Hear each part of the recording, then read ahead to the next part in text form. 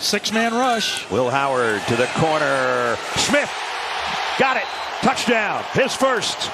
He knows he's got a great athlete, man-to-man, almost a back shoulder throw. So the college football season is now underway, and the Ohio State Buckeyes played their first game of the year against the Akron Zips. We knew this team was talented from everything people were saying over the offseason. But right away, Jeramiah Smith lived up to the hype, and once the offense got going, Will Howard showed off some of his talent as well. The first half of this game was kind of brutal with a 17-3 score, but I think pretty much everyone knew the Buckeyes would put up at least 50 by the time the game was over.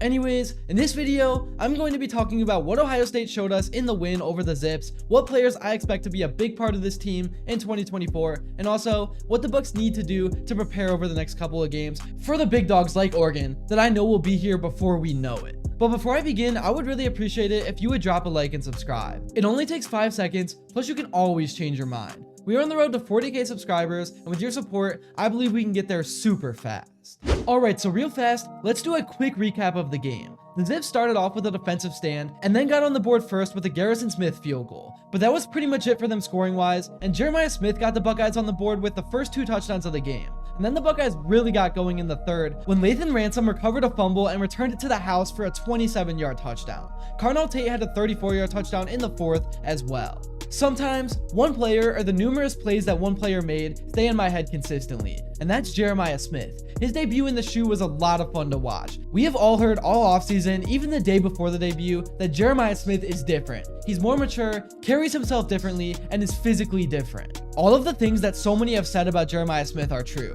And people are not just saying it because they said it, they're saying it because we have seen it with our own eyes. In his college debut, he recorded 6 catches for 92 receiving yards and 2 touchdowns. Consider how many players you've watched in college football who in their first game didn't achieve 6 receptions or come close to 100 receiving yards. Did they even manage to score twice? It could be 2 catches, 2 touchdowns, and 20 yards, whatever the stats may be. The reality is that most players don't even find the end zone twice in their debut. And not just as a freshman, but overall. He's incredibly entertaining to watch, and I'm still reflecting on that pivotal third down play. Positioned on the right side of the field, Will Howard took a snap and skillfully evaded a couple of defenders. With pressure coming from the front, he did an outstanding job of maneuvering. I'll discuss Will Howard later, but as he scrambled to his right, one crucial lesson every receiver learns at any level is that when it's a late down, you must get beyond the marker. Smith on this play got past the line of scrimmage. He was actually a few yards past it on the right sideline. At the time when the ball was thrown, he had some separation from the corner. You're in a spot where you know you can catch the ball, get a foot down, and there's no question about whether it'll be an incomplete pass due to footwork.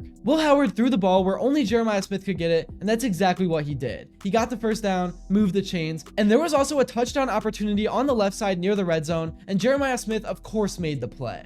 On Saturday, I watched a lot of football, just like you probably did. I started with Penn State vs West Virginia and watched Drew Aller make an amazing throw, a dot for a touchdown. And Will Howard was throwing some dots too, to Jeramiah Smith. Smith showcased his exceptional physical abilities and mental maturity beyond his year. His advanced understanding of the game is evident in his ability to protect the ball from defenders, time his extensions perfectly, and execute plays that even experienced receivers struggle with. Despite being a freshman, Smith's mental preparedness sets him apart, allowing him to capitalize on opportunities that others might overlook. Another standout performer over the weekend was Brandon Inniss, who made a significant impact on the field. There's been growing buzz about Inniss potentially taking on punt return duties this season, and his performance on Saturday demonstrated why he's considered a special talent. Ohio State fans have long been eager for an elite returner, and Inniss appears to fit the bill perfectly. His electrifying presence with the ball and ability to make plays consistently in the return game have really caught the attention of many people, and I'm not saying that just to say it. Anyways, moving on, the game against Akron really didn't demand extraordinary feats from Will Howard. The Buckeyes could easily secure a victory without any heroic plays, but it's worth noting that Ohio State's offensive line faced challenges, with changes at both guard positions affecting its stability. Like I said, Howard did play well, but the interior line's fluctuations led to some anticipated difficulties. But Howard got better as the game went on, and everybody had more confidence. That's what you want. He found an easy target. Honestly, he could have had an early touchdown to Jeramiah Smith if he did not drop that first quick screen pass within the first minute of the game. It probably could have gone 50 or 60 yards at the very least. Imagine scoring a touchdown in the first minute of the game because Chip Kelly trusts you enough, the quarterback trusts you enough, and everybody says, hey, Jeramiah, let's get you your first touchdown early, and that thing actually happens. Would have been absolutely crazy. Unfortunately, it didn't though, so the numbers could actually be a little bit higher, closer to 300 passing yards, which I wouldn't be shocked if he sits around 275 to 300 passing yards per game for the season. But 250 to 275 is probably where it'll be at because the run game will get better, and everyone's looking for that run game. Everybody's curious about what's going to happen. Quinshon Judkins in his debut, just like anybody playing their first game in the shoe, had some game one jitters. And James Peoples, however, I had anticipated he would emerge from a backup position. Did I foresee him performing like this though? Heck no. He didn't have many opportunities, but he scored his first touchdown. He didn't appear to be someone who was uncertain or had several problems. I do think he had some ball security issues, which,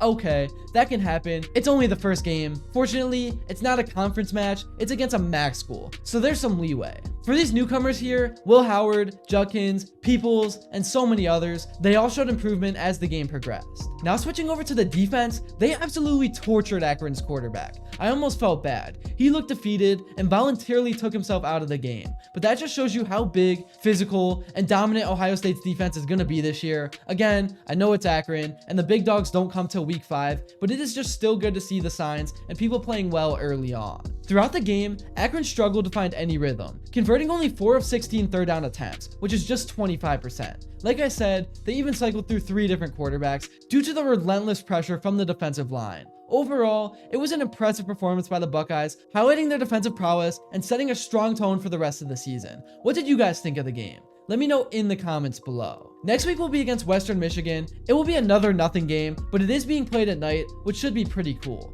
Here's what Ryan Day had to say following week 1 and everything that came with it. I just want to say a great crowd today.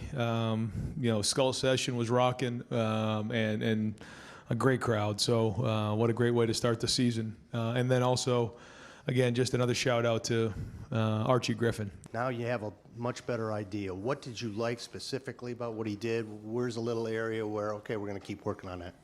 I'm going to watch the film and kind of make that determination. I thought he had pretty good poise the whole day. He took care of the football other than the one crazy decision there at the end of the half there to try to force something. Actually, he's got to take a deep breath on that. But for your first start in the shoe, now he is a more experienced guy, but he's in a new offense, in a new environment. That's all I got for this video. Thank you all so much for watching. Let me know in the comments below how you are feeling about the Buckeyes after what you saw in week 1, and also let me know what you would like to see next. And if you enjoyed this video and haven't yet, please be sure to drop a like and subscribe because your support truly does mean the world. Until next time, I will see you all later.